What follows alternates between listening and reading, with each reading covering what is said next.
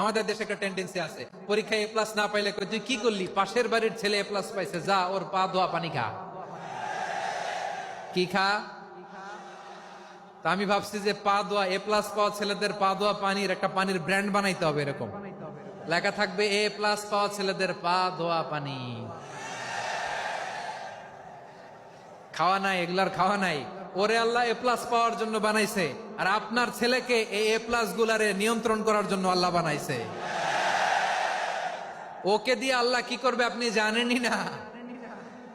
একটা এ প্লাস, একটা A grade একটা মানুষের জীবনকে ঠিক করে দিতে পারে না।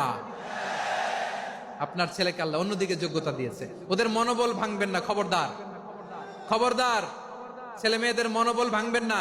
যাকে দিয়ে যেটা হবে তাকে দিয়ে সেটা করতে হবে, তার প্রতিভাকে সেভাবে কাজে লাগাতে হবে। তাহলে বাংলাদেশ, আমাদের এই জনসংখ্যা জনসম্পদে রূপান্তরিত হবে।